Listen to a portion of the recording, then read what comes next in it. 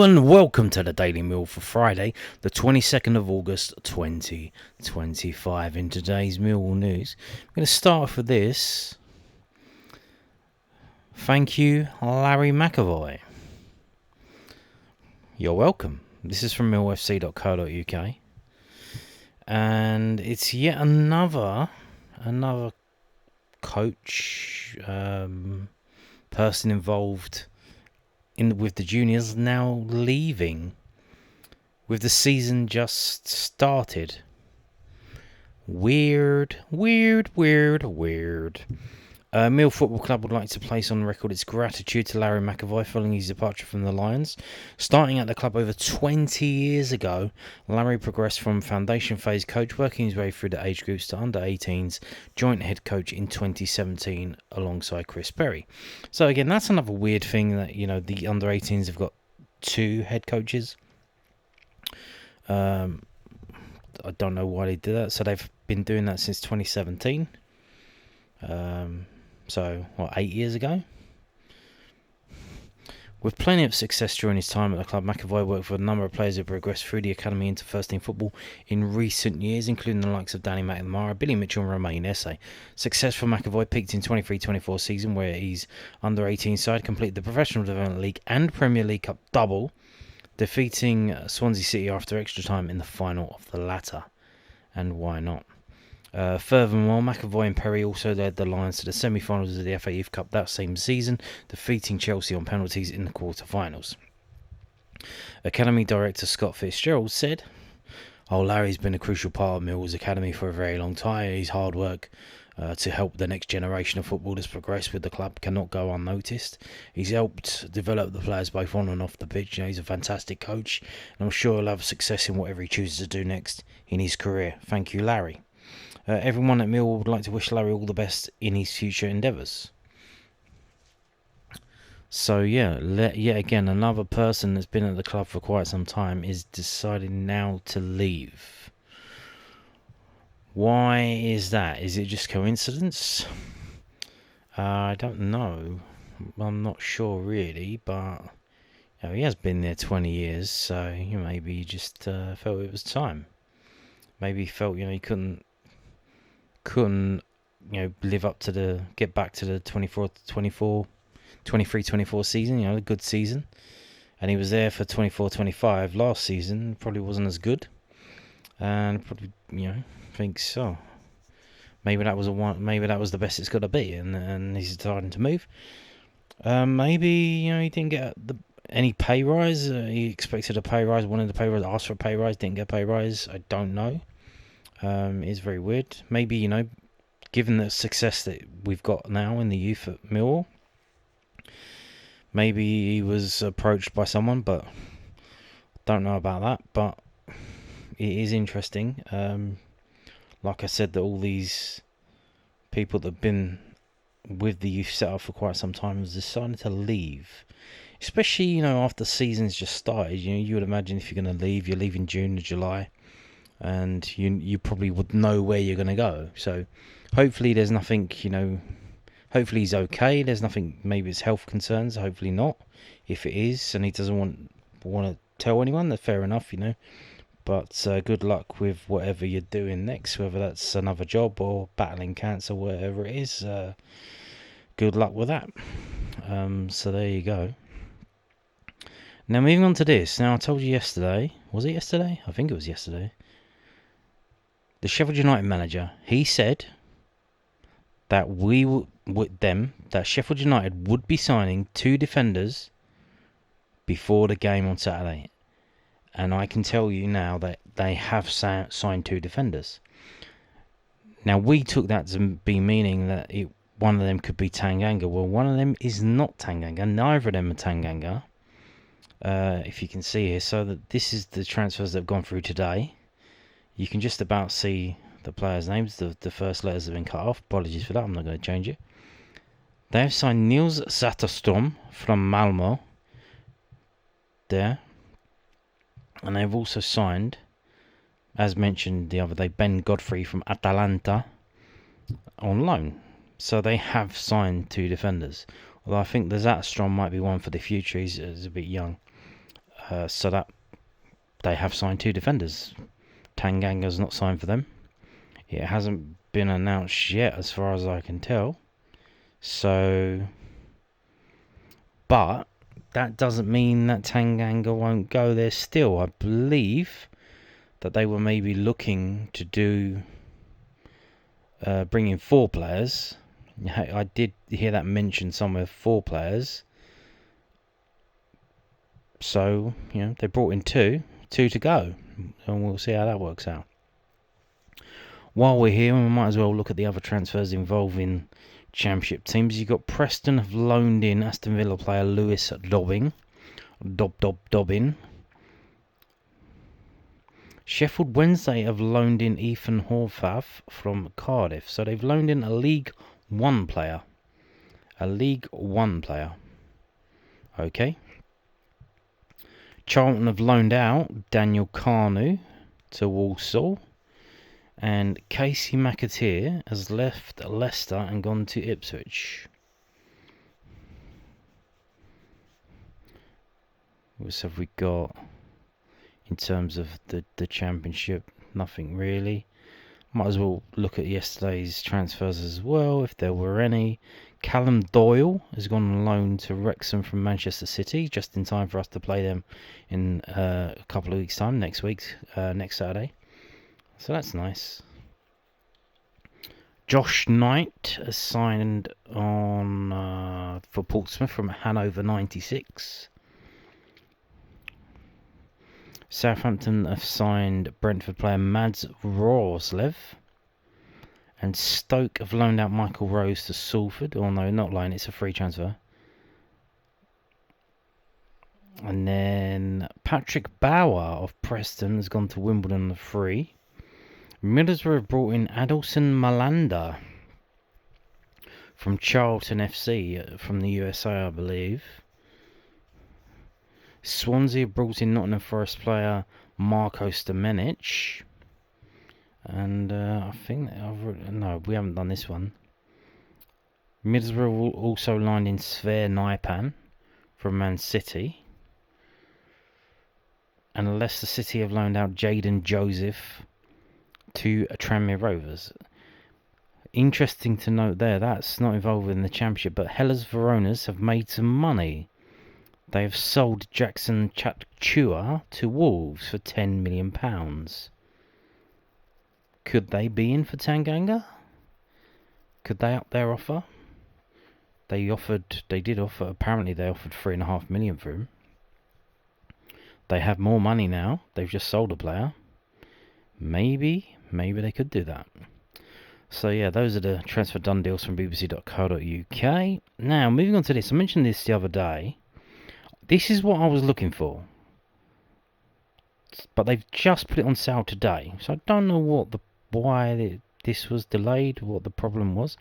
So Doherty's Hospitality available for Millwall's Carabao Cup fixture. Doherty's Hospitality is now on general sale for Tuesday night's Carabao Cup fixture. Millwall welcome Coventry City to the Den in the second round on 26th of August. Kick-off at 7:45 p.m. with one of the line's brand new lounges available to the public. And that's the one there. That's basically there's 3 tiers. This is the lowest tier, shall we say. Let's say the cheapest tier. And there you go. The ticket-only option, previously silver, is now housed within a premium dedicated bar space with a pub-style theme reflecting the character of the local area and the history of the club.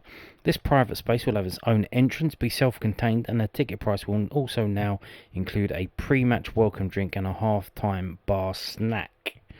Further pub-style food offerings will be available to purchase each match from the kitchen should you wish and served to the tables. So you give them your table, your number, I imagine you go up to the bar and they either give you a ringer.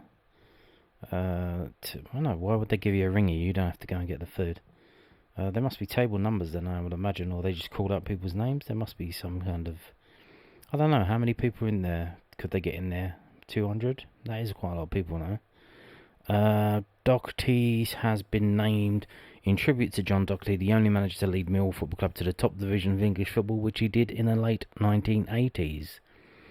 So yeah, and this is the prices. So this is what I was looking for the other day, and I didn't find it. it was still the higher price ones that were there. And I thought, well, why ain't they doing this? Because normally, in the past, previously, when it was the whole hospitality, you would have like a cup game, maybe like a FA Cup game against a non-league team at the Den. What was it, Lee RMI we played? And the general tickets, they would probably be about £10, £15, and the hospitality would be like 50. It's like, oh, that's not much more than a normal ticket. Maybe it's worth going in there and doing that. And you've got it here. So I think this is normally priced around about £95, £90. So it looks like they've knocked it down to 66. And I think if you're a season ticket holder, you do get a discount. So that's why it says there, non-season ticket holders. So 66 quid for an adult, 60 quid for over 64s, 42 quid for under 18s. So that gives you a ticket and one drink when you get in there for free, and then a half-time snack for free. So there you go. It is available, but again, kind of weird. I don't know why they didn't put it on to start with. Now it is available 3 days, 21 hours, 33 minutes and 23 seconds before the game kicks off.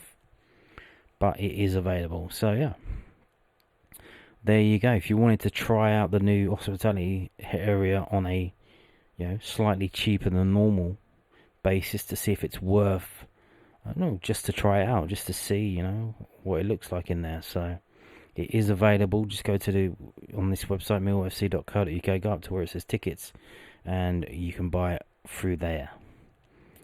Now, moving on to this. This is from bbc.co.uk. Millwall's Grant won't go out on loan, says Alex Neil. So Millwall defender Kamarl Grant will spend at least the opening half of the season with the first team after signing a new contract with the club this summer, says head coach Alex Neil. Grant spent the whole of the last season and last 3 months of the 23-24 campaign on loan at Bromley, making 57 appearances for the Ravens. The 22-year-old played the entire 180 minutes of the National League promotion final as Bromley beat Solihull Moors on penalties to reach the English Football League for the first time before making 40 appearances in League Two last season. He was rewarded with a new long-term contract last month and made his Millwall debut in the club's Carabao Cup victory over Newport County on the 12th of August. Kamarl, we'd like to keep him in the building this year, certainly for the first half of the year in particular. He's got his debut against Newport, which we're hopeful that there will be some more opportunities beyond that for him to come in and stake a claim and play. Neil said he was keen for Grant to now get accustomed to life in the Championship and how he wants his Millwall side to play, rather than going out on another loan. Well, yeah, I do wonder, will they play him against Coventry? Because, it is a cup game. You don't have, the 3 points aren't on the line. There is a small amount of prize money online. And there is a draw in the third round, a possibility of getting a Premier League team, which then could give you some more money. But, you want to see if he's good enough for the Championship. We're playing a Championship team, but in the Cup, much like we did against Portsmouth last season. And, we made a few changes for that, and it worked out well. Massey and Liam Roberts, they did okay against Portsmouth, so can't see why they don't make a few changes again and see, and then you find out, can he handle Championship players, but in the Carabao Cup. So interesting to see that. Also, Sheffield Wednesday, I imagine, they're a very weakened team. Not that it's automatic that you're going to beat them. We'll see how bad they are. They haven't been that bad so far. But I think Barry Bannon got sent off the other day, didn't he? So he's going to be missing for them. And we just saw that they signed a player from Cardiff on loan. So, but, they are very poor. Now, let's start talking about the game tomorrow. Do you remember that? This is from southernnews.co.uk. Alex Neil and Mill's build-up to Sheffield United trip. Alex Neil outlined how Millwall have prepared for their clash against Sheffield United tomorrow. The Lions head to Bramwell Lane to face the Blades, who lost their first two league games of the season under new head coach Ruben Sellers, a 1-0 loss away at Swansea City and a 4-1 defeat at home to Bristol City. Meanwhile, Millwall have won their first game of the season 2-1 away at Norwich before losing 3-0 to Middlesbrough and the Den last weekend. The Lions will be without Joe Bryan and Alfred Doughty, who suffered a hamstring injury against Borough. Danny McNamara and Lucas Jensen are both long-term absences. Our style training has gone heading into the tie, Neil said. We wouldn't feud that much and different bits like that, just to box that off. And then obviously, we've been preparing for the weekend. As it stands, we've got a couple of question marks over maybe a couple of players in for the weekend. But as far as some sort of preparation work and aiming towards Sheffield United is concerned, and all those aspects have been fine. There you go. It's been fine. Fine. Not fantastic, not great. It's been fine. Now, injury update. Again from southernnews.co.uk. Millwall boss issues injury update on Joe Bryan ahead of Sheffield United clash. Because obviously, we have Alfred Doughty playing left back. He's now out. He's injured. Zach Sturge comes in and plays left back. Who goes on the bench as a backup left back? I would imagine it's Adam Mayer, even though Joe Bryan is seemingly fit. But he's not injured anymore. He's back from his injury, but he's not fit. So there you go. We'll find out what's going on. Alex Neil said Joe Bryan would not be ready for Mill's trip to Sheffield United tomorrow. The 31-year-old left-back has been absent since featuring in the Lions pre-season friendly against Crystal Palace on July the 12th, but returned to training this week. Bryan made 44 appearances in all competitions for Millwall last season, the fourth most on the team. When asked by Newsenden how his recovery was going, Neil said, he's doing fine. He's in training. He's done a couple of days, but it's only been a couple of days for Joe, so he's been out for a significant period. He's certainly not ready at the moment for the weekend, by the way. So, there you go. Don't expect to see Joe Bryan maybe in the stands cheering the boys on, and why not? Now, moving on to this. This is from EFL.com. It is their pre-match stat pack. You'll probably hear commentators and people or columns mentioning stats. They'll probably get it from this. This is where they get it from. So, the one for the Sheffield United versus Millwall game. Since 2005, that's 20 years ago, Sheffield United have won just 2 of their 10 home league matches against Millwall. And they've drawn 4 and lost 4. Losing this exact fixture 1-0 at Bramall Lane last season. Wow. So, the last 10 matches between Sheffield United and Millwall at Sheffield United have been 2 defeats for Millwall, 4 draws, and 4 wins. That's not bad. Millwall have won 4 of their last 6 league games against Sheffield United, with each of those victories coming via a 1-goal margin. So obviously that would mean now that again they're talking about the fixture now, not this specific fixture, as in Sheffield United versus Millwall. They're now included in Millwall versus Sheffield United in the stats for Sheffield United versus Millwall, which doesn't make any sense. They did this last week, but what can you do? Sheffield United have lost 6 of their last 9 league games, as many defeats as across their prior 39 outings combined. Whoa. So yeah, they had a massive drop-off, didn't they? They were up there, they were second, and they just collapsed, they just fell away. They fell away into the playoffs, and they didn't get through the playoffs, and the manager got the old tin tack. They brought a new guy in, and he seems to be worse than the old one, so maybe the problem was the players and not the manager, but we'll see about that. After winning 2-1 at Norwich City on match day 1, Millwall are looking to win their opening 2 away league games of a league campaign for the first time since 95-96. Oof. Didn't we get relegated in that season? Roundabout then, didn't we? Maybe the season before. I think we were in League 1 95-96 now. Millwall, 21, Sheffield United, 19, have the 2 highest turnover totals in the Championship so far this season, while also having 2 of the 3 lowest PPDA totals in the competition this term, 8.1 for Sheffield United and 8.3 for Millwall, along with Birmingham City 7.7. No idea what PPDA means. I think it's something defensive actions, post-possession, pre-possession defensive actions. I think it's pressing. So, but when they say turnover, I don't know if that means we've caused other teams to turn over, or we've been turned over. That means like getting the ball back, I think. So I think that means we. So you got two teams that press. So that's going to be fun. That should be a great game of football. Two teams that press, so they just keep kicking it away, so they can't be pressed. Joy. What joy to watch. So yeah, that's the stats for that. Let's look at the history now from 11v11.com. We haven't actually played that many games against Sheffield United. All the games that are on the screen now, this is it.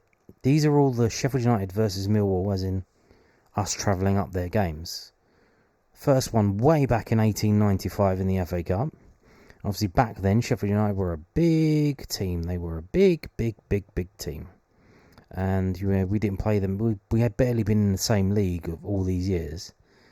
So we haven't played them that much because it skips through to 1938, which was a defeat, and 1968, which was a defeat.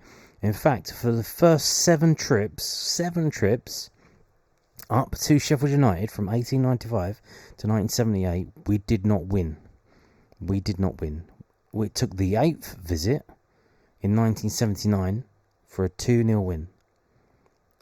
And then, like buses, they come along all at once. 79, 79, 81. Why not? I imagine this period must have been a poor period for Sheffield United because they were down in Division 3. And I don't remember this being an especially good period for Millwall. I think this was pre-George Graham, so I don't think we were that good.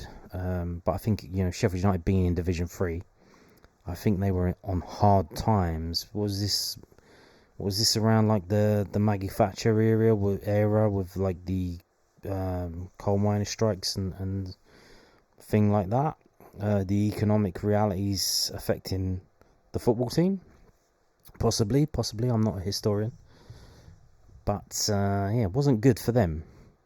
And then obviously later on we get into the 90s. I believe they were in the Premier League when it was started. Because I remember they had this kit, which looked weird to me at the time, in 92. Where the collar was, instead of having buttons, they had like a string. They had like black string, which was kind of like, very weird. Very weird. But I do remember that. So I think they were in the Premier League for when it first started, but I think just for one season. After that, they were gone. So you can see, we win in 87, we draw in 95, and then 4 defeats in a row, post-Premiership Sheffield United, going down to Division 1. And in the Championship, 2005, we actually won. So we go back to winning. So the tables have turned. We lose in 2017, that was in League 1, a 2-0 defeat. Another 2-0 defeat in 2022. But recent history, it's not that bad for us. Not that bad. Not that bad at all. When you consider, recently they were in the Premier League, that they were awful, but they were in the Premier League. And we beat them 1-0 last season. So 8th of April in that run-in that we needed to do well, and they were they were collapsing. We did beat them. So interesting stuff. So when you look at it, there's one defeat here and there's one defeat here. So 2 defeats in what's that? 1, 2, 3, 4, 5, 6, 7. In about 9 or 10 games, there's 2 defeats. That is a remarkable record, really, for an away fixture. So, if you're going up there tomorrow, if you're one of the 1,500 people that are going up there, I think you've got a decent chance of seeing a win, have you not? Now, moving on to this. As you go. So, the last 6 games, 2 wins for them, 2 draws, 2 defeats. 7 goals for them, 5 goals for us, 11 yellow cards each, 2 red cards for them. in 2019 and 2021. And so far, they've lost their first 2 games in the league. They've also, I believe, lost... I think they lost the Birmingham game, in the cup. So they've lost all 3 of their games. And I think they've only scored 2 goals in 3 games. Oh dear, that's not good. That's not what they wanted. Might explain why they're now panic buying players. And as you can see, this is Millwall's away form. 2 away games so far this season. 2 wins. That's not bad. Pretty good. The goal we conceded at Norwich, we kept a clean sheet at Newport, but that goal was a goalkeeper error. It wasn't, a goal from open play by Norwich. Not really. We gifted it to them. So you got to think, we're defensively solid, it seems, away from home. So we do have a chance. Here are the strengths and weaknesses. Now, we do have quite a few strengths, but also quite a few weaknesses. And there's the styles of play from both teams. So let's move on to the prediction. What do they predict? On whoscored.com. Let's have the match facts first. The match facts. Sheffield United lost their last 3 matches in the Championship. Well, we know that. Sheffield United have seen under 2.5 goals in 5 of their last 6 home matches against Millwall in all competitions. So not a high-scoring game. There have been over 2.5 goals scored in 5 of Millwall's last 6 games in the Championship. Well, maybe there will be some goals. Ruben Sellers' disastrous start to life as Sheffield United boss continued last weekend as a second-half goal from Swansea winger Ronald condemned the Blaze to defeat in South Wales. Saturday's hosts are at the bottom of the Championship table heading into game week 3 with an identical record to City rivals Sheffield Wednesday. Mill turned in a reasonable first half performance against Middlesbrough on home soil last weekend, but the Lions capitulated in the second 45, conceding 3 goals to Rob Edwards' side. This ended a 100% record in all competitions over the first 2 game weeks of the campaign. Yeah, it did, didn't it? And if you look on the right side, Alfie Doughty is our highest rated player, and he is now out, followed by Crammer and Aziz. And our top scorer is Langstaff. Who would have believed that? Who would have believed that? Well, it's true. And they say Sheffield United 0, Mill 1. Let's move on to this. This is from sportsmole.co.uk. Sheffield United agony missed out on promotion in 24-25 when they were beaten by Sunderland in the playoff final, and it seems that they are suffering something of a hangover from that heartbreak.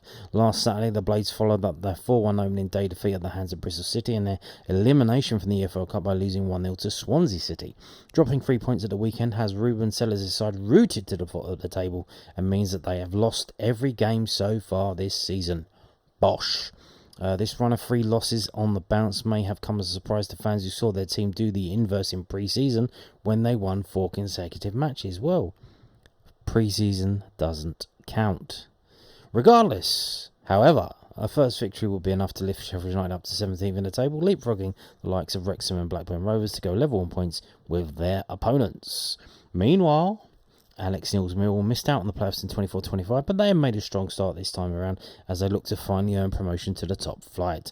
The Lions began their Championship campaign by beating Norwich City 2-1 before securing passage to the next round of the EFL Cup with a 1-0 win over Newport County last week.